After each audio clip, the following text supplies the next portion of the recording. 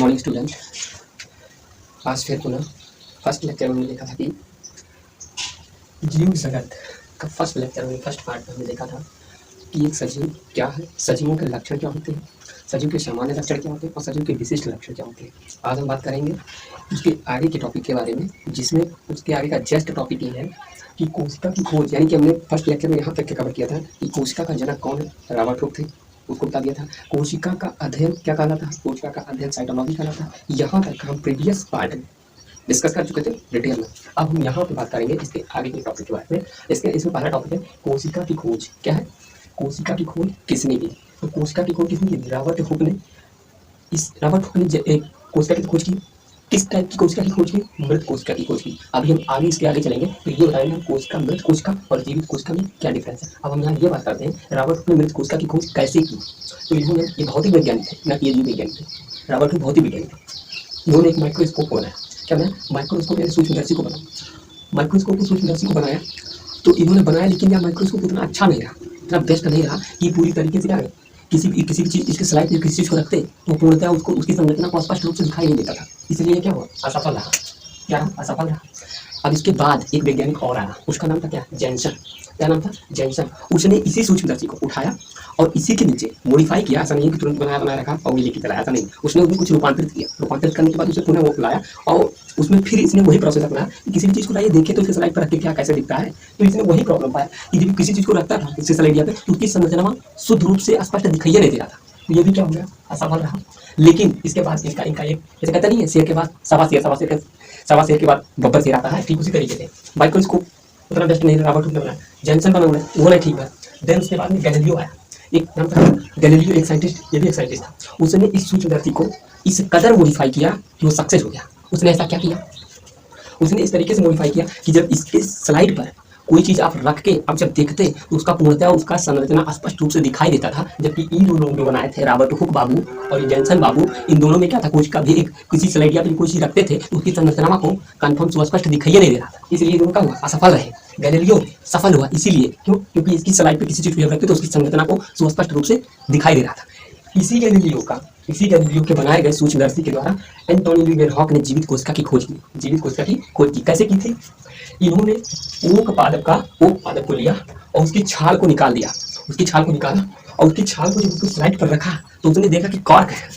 कहता कॉर्क उठा के देखा। कॉर्क उठा के उसे संतुष्टि वहां पर भी नहीं हुआ, क्योंकि खोज रहा था क्या, जीवित कोशिका की खोज रहा था। किसने? ये रॉबर्ट क्या करा, मृत कोशिका की खोज कर रहा था। या फिर मैंने जीवित कोशिका बोल दिया, इसलिए सॉरी, मृत कोशिका की इन्होंने खोज की थी। तो कॉर्क भाई खोजा तो संतुष्टि इसको चाहिए, क्योंकि कोशिका खोजा। तो फिर इसको अंदर खकोर के देखा, इसके अंदर फिर से छील उड़ के और देखा और पतला कर दिया, और पतला करने के बाद फिर स्लाइड पर रखा सूक्ष्मदर्शी के स्लाइड पर जब रखा तो इसने एक संरचना पाया। किस तरीके का? जिस तरीके से मछुआरे जो जाल नहीं लगाते हैं, जाल मछली मारने वाले बनाते हैं मछलियाँ पकड़ने के लिए, उसी तरीके की संरचना इन्हें दिखाई दी। उस संरचना को इन्होंने क्या किया, इस संरचना को कहा कि मधुमक्खी की छत्ता जैसा संरचना है, मधुमक्खी की छत्ता जैसा संरचना है। और इस संरचना को इन्होंने नाम दिया क्या, सेलुली। क्या नाम दिया? सेलुली। लेकिन इतना किसी को कहाँ फुर्सत है, इतना बड़ा नाम देगा सेलुली। उसने क्या किया, इस सेलुली नाम को शॉर्ट फॉर्म में यूज किया। क्या? सेल। क्या नाम दिया? सेल नाम दिया, जिसे हम आज क्या कहते हैं, कोशिका। क्या कहते हैं? कोशिका कहते हैं। हिंदी में कोशिका कहते हैं और इंग्लिश में सेल कहते हैं। ठीक है, अब ये तो बात कंफर्म कि आपने सर कह दिया कि इसके अनुसार ओके प्लांट लिया, उसको ओके प्लांट को छाल में निकाला, कॉर्क ऊतक को लिया और उसको स्लाइड पर रखते और सर कोशिका की खोज कर दी, रॉबर्ट हुक बाबू। अच्छा ठीक है। अच्छा सर, मुझे आप बताए थे कि अभी 4-5 मिनट पहले कि सर एक मृत कोशिका और जीवित कोशिका में क्या अंतर है। अब आइए हम बता दें आपको कि एक मृत कोशिका और जीवित कोशिका में क्या अंतर है। क्लियर? आइए देखते हैं। ये है एक जीवित कोशिका, ये है क्या, एक जीवित कोशिका। इसका जो बाहरी आवरण है, जिसे हम क्या बोलते हैं, सेलवाल यानी क्या बोलते हैं, सेलवाल, जिसे हिंदी में कहते हैं क्या, कोशिका भित्ति। यही कोशिका को दृढ़ता प्रदान करता है, यही कोशिका को सुरक्षा प्रदान करता है। यानी कि ऊपरी से हर चीज की सुरक्षा, अंदर जो बैठा है सभी लोग, उसकी सुरक्षा करने के लिए कौन बैठा है, सेलवाल। जिस तरीके से हम इस रूम में वीडियो शूट कर रहे हैं, हमारी सुरक्षा, धूप से हमारी सुरक्षा कौन कर रहा है, ये छत। उसी तरीके से ठीक ये जो है कोशिका झिल्ली, और कोशिकांग के अंतर्गत बहुत सारे एलिमेंट, बहुत सारे अंग आते हैं। जैसे होगा राइजोसोम, एंडोप्लाज्मिक रेटिकुलम, और उसके जैसे हिंदी में राइबोसोम बोलते हैं, केंद्रक, लाइसोसोम एंड लाइसोसोम हो गया। और ऐसे बहुत सारे हरित लवक, बहुत सारे पिगमेंट और बहुत सारे मतलब कोशिका अंग पाए जाते हैं जो इसके अंदर रहते हैं, और उसकी सुरक्षा कौन करता है, सेलवाल। क्योंकि ये क्या होता है, दृढ़ होता है। अब बात करेंगे सर सेलवाल किसका बना होता है, इसका बना। तो ये पादपों में, खास करके पादप कोशिका की बात कर रहा हूँ, यहाँ पे पादप कोशिका की बात कर रहा हूँ, पादप कोशिका की। पादप कोशिका की बात कर रहा हूँ। तो कोशिका के ई सलार किसका बना होता है? सेलुलोज का बना होता है, पैक्टिन का, पैक्टिन का भी बना होता है, यानी कि लैग्निन का भी बना होता है, यानी कि कई तरीके से ये बना होता है। सेलुलोज होता है एक, सेलुलोज कई प्रकार के जीवों में कई प्रकार के कई तरीके से बना होता है। आप फंगस में ले लेंगे, जिसे हम फफूंद बोलते हैं, खुखुरी लग गई जिसे बोलते हैं, उसमें जीवाणुओं में किस तरीके का पाया जाता है? काइटिन का पाया जाता है। जैसे फंजाई में जब हम वर्गीकरण करेंगे, फंजाई में आगे थोड़ा पढ़ा, इसी चैप्टर में है, जब हम जीव जगत का वर्गीकरण करेंगे तो उसमें बताएंगे कि किस तरीके के किस जीव में कौन सी कोशिका पाई जाती है। ठीक है, तो लेकिन अभी हमारा क्या पॉइंट है कि कोशिका सेल वॉल किसका बना होता है? सेलुलोज का बना होता है, पादप कोशिका। फिर उसके बाद इसके भीतर क्या कोशिका झिल्ली पाई जाती है, जिसे हम सेल मेम्ब्रेन कहते हैं। सेल मेम्ब्रेन कहते हैं, इसे हिंदी में क्या कहते हैं? कोशिका कला कहते हैं। इसी एक नाम को कई नामों से जाना जाता है, कोशिका कला। फिर उसके बाद कोशिका झिल्ली, सेल मेम्ब्रेन है, प्लाज्मा लेमा, कई नाम से जानते हैं। ठीक है, अब बात आती है कोशिका झिल्ली। कोशिका झिल्ली क्या? कोशिका झिल्ली यानी कि ये कोशिका झिल्ली, सेल वॉल के बाद ये फिर एक झिल्ली है जो किसकी सुरक्षा कर रहा है? कोशिका के अंदर में जो केंद्र बैठा है, फिर उसके बाद में एक झिल्ली ऐसा होना चाहिए ना, जो इसकी मतलब इसके अंदर केंद्र बैठा है और सारे कोशिकांग बैठे हैं, एंडोप्लाज्मिक रेटिकुलम, लाइसोसोम, उन सब का रक्षा कौन कर रहा है? कि कोशिका झिल्ली कर रही है, कोशिका झिल्ली कर रही है। फिर उसके बाद में एक आता है यहाँ पे कोशिका कोशिका झिल्ली नहीं रहेगा, कोशिका द्रव्य रहेगा, दो बार लिख दिया, ये कोशिका द्रव्य, कोशिका द्रव्य, कोशिका द्रव्य, सॉरी का समझ रहा हूँ, मैं थोड़ा मिस्टेक कर दिया क्योंकि मैंने यहाँ सोचा कि कोशिका द्रव्य या कोशिका द्रव्य रहेगा। ये जो बीच में लिक्विड फॉर्म पाया जाता है कोशिकांग जो है, उनमें बहुत सारे ऐसे भी हैं कोशिका कंगक है, अगर वो खाली रहेगा तो एक दूसरे में कोशिका कंगक लड़ाई भिड़ेंगे, चोट लगेगा। उससे बचने के लिए क्या करते हैं? इसके बीच में कुछ भर देते हैं ऐसा तरल पदार्थ, जिसे लिक्विड फॉर्म में भर देते हैं, जिससे एक दूसरे में टकराएंगे नहीं, तो टूट फूट एक दूसरे में झगड़ा नहीं होगा, तो दोनों एक दूसरे में कोशिका कंगक लड़ेंगे नहीं, जिससे उन्हें क्षति नहीं पहुंचेगी। इसलिए इसके बीच में क्या भर देते हैं? कोशिका द्रव्य, यानी जिसे इंग्लिश में बोलते हैं क्या? साइटोप्लाज्म। अब उसके बाद कोशिका अंगक, इंसान के बीच में बहुत सारे कोशिका अंगक हैं। इन कोशिकांगों को हम सामूहिक रूप से क्या नाम देते हैं? जीव द्रव्य। क्या नाम देते हैं? जीव द्रव्य, जिसे हम क्या कहते हैं इंग्लिश में? प्रोटोप्लाज्म। क्या कहते हैं? प्रोटोप्लाज्म। क्लियर? अभी समझ में आ गया कि जीव द्रव्य कोशिकांगों का एक समूह है और कोशिका द्रव्य एक कोशिका का भाग है। एक क्वेश्चन यही बनता है कि जीव द्रव्य कोशिका द्रव्य का भाग है या कोशिका द्रव्य जीव द्रव्य का भाग है। तो आप जाहिर सी बात जानते हैं कि कोशिका द्रव्य ऑलरेडी कोशिका का एक भाग है, लेकिन जीव द्रव्य कोशिकांगों का एक समूह है। अतः हम यहाँ कह सकते हैं कि जीव द्रव्य जो कोशिका द्रव्य जीव द्रव्य का भाग है, ना कि जीव द्रव्य कोशिका का भाग है। क्लियर?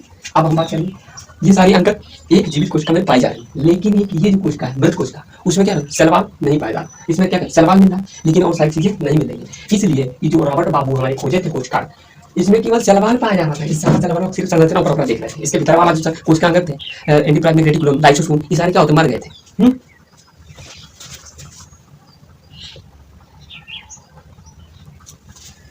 ये सब समाप्त हो गए थे। क्लियर? अतः हम क्या करेंगे, इन्होंने जो पूरी कोशिका खोजी थी उसकी संरचना इस प्रकार देखी, तो इसमें केवल क्या पा रहे थे? ऊपर ऊपर संरचना सेल वॉल का दिख रहा था। क्लियर? आपको ये कंफर्म हो गया होगा कि एक जीवित कोशिका में क्या होती है? जीवित एक मरी हुई कोशिका में केवल सेल वॉल पाया जाता है, यानी कोशिका भित्ति पाई जाती है। उसमें कोशिका अंग यानी मशीनरी करने वाली जो कोशिकांग होते हैं वो नहीं होते हैं। लेकिन एक जीवित कोशिका जो होती है उसमें मशीनरी करने वाली, जैसे उसमें क्या मिलेगा? माइटोकॉन्ड्रिया जो हमें ऊर्जा प्रदान करता है, वैक्यूल, राजधानी, एक कोशिका में कितना जल रहना चाहिए, कितना नहीं रहना चाहिए, उसको निर्धारित करने के लिए कोई ऐसा चीज होना चाहिए ना। उसमें क्या वैक्यूल, राजधानी, जो क्या जल, उसमें जल की स्तर को नियंत्रित करता है। ठीक है? इसी तरीके से केंद्रक होता है। एक सेल को पूरी तरीके से कौन नियंत्रित करता है? केंद्रक होता है। तो ये जीवित कोशिका की कुछ फीचर है। जीवित कोशिका जीवित, इसी के कारण हम कोई गतिविधि कर पाते हैं। अगर जीवित कोशिका मृत्यु में कन्वर्ट हो जाए, ये ऐसे लक्षण को प्रदर्शित नहीं करेगा। एक क्वेश्चन ही बनता है, हम इधर चढ़े, थोड़ा यहाँ जगह नहीं है। अगर आपको स्क्रीनशॉट लेना हो तो ले लीजिए, हम यहाँ थोड़ा साइड हो जा रहे हैं। स्क्रीनशॉट ले लिए, ठीक है, इधर करते हैं इधर।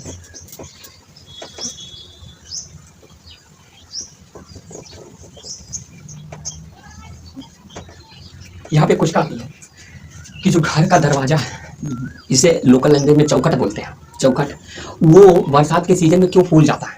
क्यों फूल जाता है? क्योंकि उसमें जो कोशिकाएं पाई जा रही हैं, मृत कोशिकाएं पाई जा रही हैं, जिसमें केवल सेल वॉल है। क्या है? सेल वॉल कोशिका भित्ति है, उसके अंदर कोशिकांग नहीं है। इसलिए क्या है? खोखला है। चौखट में जो कोशिका पाई जा रही है, मृत कोशिका है, तो उसके अंदर क्या? खोखला कोशिका है, जिसके कारण क्या होता है? पानी उसमें भर जाता है। तो इसलिए कहते हैं कि जो चौखट का दरवाजा होता है बरसात के सीजन में क्या तो फूल जाती है लकड़ियाँ फूलने का रीजन ये है कि उसमें मृत कोशिकाएं पाई जा रही है, कोशिका अंग नहीं है, तो वो क्या है? खाली है, और खाली है तो उसमें जला के भर जाता है, जिससे वो क्या होता है? फूल जाता है। इसलिए लकड़ियाँ बरसात के सीजन में क्या होती है? फूल जाती है। इसी तरीके से चौखट भी फूल जाता है। ठीक है? अब इसके आगे नेक्स्ट टॉपिक पढ़ेंगे।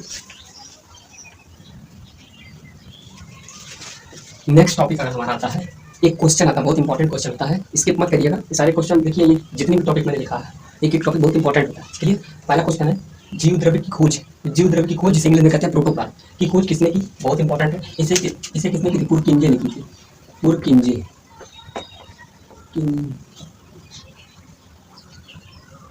किसने की थी? पुरकिंजे ने। किसने की थी? पुरकिंजे ने। प्रयास जगह नहीं। हाँ, जीव द्रव्य की खोज किसने की? पुरकिंजे ने की।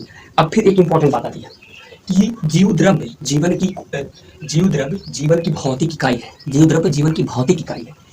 ये शब्द या ये कथन किसने दिया? एक वैज्ञानिक था। ये कथन किसने दिया? हक्सले, हसले नहीं, हक्सले प्रस्तुत किया। किसने प्रस्तुत किया कि जीव द्रव्य जीवन की भौतिक इकाई है? ये किस वैज्ञानिक ने प्रस्तुत किया? तो उसका नाम क्या है? हक्सले। क्लियर? फिर एक क्वेश्चन और आता है, ये बहुत इंपॉर्टेंट है कि केंद्रक की खोज किसने की? अभी भी मैंने हम देखा केंद्रक देखा है, जो बीच में पाया जा रहा है पूरा, ये क्या है? केंद्रक है, जो पूरे सेल को क्या कर रहा है? नियंत्रित कर रहा है। उसकी खोज किसने की थी? तो इसके लिए एक वैज्ञानिक क्या है? Robert brown. क्या नाम था? Robert brown. कब खोजी थी? 1831 में। 1831 में क्या रॉबर्ट ब्राउन ने खोज का केंद्रक की खोज की। क्लियर? अब हमारा नेक्स्ट टॉपिक इसके बाद में आता है जीवन क्या है, यानी कि जीवन क्या है, फिर उसके बाद में ग्रोथ। अतः हम ये सारे टॉपिक अगले क्लास में पढ़ेंगे। इसमें अतः हम यह चीज़ें कह सकते हैं कि मैं पिछले लेक्चर में ये देखा था कि जीवित एक सजीव का विशिष्ट लक्षण क्या है, यानी सजीव कोशिका का पाया जाना एक सजीव में, सजीव का क्या है? एक विशिष्ट लक्षण है, ना कि मृत कोशिका का पाया जाना सजीव में एक विशिष्ट लक्षण है।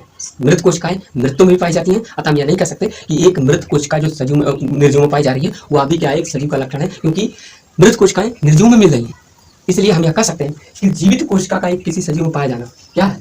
विशिष्ट लक्षण है। क्लियर? अब हम नेक्स्ट आगे, अब आज यही हम क्लास को बंद कर रहे हैं, क्लोज करेंगे क्योंकि वीडियो लंबी हो जाएगी, इसलिए ये क्लास हम यही बंद कर रहे हैं और मिलेंगे नेक्स्ट वीडियो में। तब तक के लिए जय हिंद। यदि आप हमारे यूट्यूब चैनल पर नए हैं तो हमारे यूट्यूब चैनल को सब्सक्राइब करें और बेल आइकन को क्लिक करें और ज़्यादा से ज़्यादा नोटिफिकेशन पाने के लिए बेल आइकन क्लिक करें। और दूसरी चीज़, अगर आपको अच्छा लग रहा है हमारे कॉन्टेंट देखने में, हाँ, बेस्ट है कि आपको भी लग रहा है कि मैंने इतना सारा मेहनत किया है, तो आप कर सकते हैं, क्योंकि मैं एक तरीके का रिवीजन कर रहा हूँ, क्योंकि मैं पढ़ता ही हूँ और मैं वही चीज़ पढ़ा रहा हूँ। तो मैं केवल मेरा एक पर्पज है कि मेरे रिवीजन से अगर किसी का लाभ हो रहा है तो ऑब्वियस बात है यार, बिल्कुल ले सकते हो। इस तरीके का मैं फ्री ऑफ कॉस्ट पूरे सिलेबस, ये मेरी आपसे वादा है, क्योंकि मैं तैयारी कर रहा हूँ, पूरा चीज़ रिवीजन करूँगा। ऐसा कोई नहीं कि कोई टॉपिक मैं स्किप करके जाऊँगा, हर टॉपिक को मैं रिवीजन करूँगा, चाहे वो फिजिक्स हो, और मैं पढ़ाऊँगा धीरे धीरे तीनों सब्जेक्ट, फिजिक्स, केमिस्ट्री, बायो, ये तीनों सब्जेक्ट को मैं with topic wise line by line NCERT के अनुसार, आप एनसीईआरटी से मैच करेंगे तो ऐसा कोई टॉपिक नहीं होगा जो एनसीईआरटी से आउट हो। हर टॉपिक आपको कहीं ना कहीं कनेक्ट करने को मिलेगा, हर जगह ये चीज़ें मिलेंगी देखने से। तो मैं एक रिवीजन के पर्पज से ये चीज़ें पढ़ा रहा हूँ, मेरा कोई हॉबी नहीं है कि मैं टीचिंग कर रहा हूँ,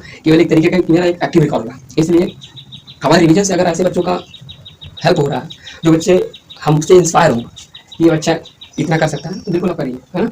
मिलेंगे नेक्स्ट वीडियो में। अगली वीडियो में हम ये चीज़ जरूर अध्ययन करेंगे कि ग्रोथ यानी कि वृद्धि कैसे एक सजीव का सामान्य लक्षण है या विशिष्ट लक्षण है। फिर प्रजनन की बात करेंगे कि प्रजनन एक सजीव का विशिष्ट लक्षण है या फिर सामान्य लक्षण है, और फिर उसका जो अपचयी क्रिया है एक विशिष्ट का मतलब एक सजीव का विशिष्ट लक्षण है या फिर सामान्य लक्षण है। ये सारी बातें हम नेक्स्ट वीडियो में कवर करेंगे। ये था हमारा सेकंड पार्ट। ये अगले वीडियो में यानी कि थर्ड पार्ट में हम उन सारी चीज़ों का डिटेल रूप से डिस्कशन करेंगे। तब तक के लिए जय हिंद। मिलेंगे नेक्स्ट वीडियो में। धन्यवाद।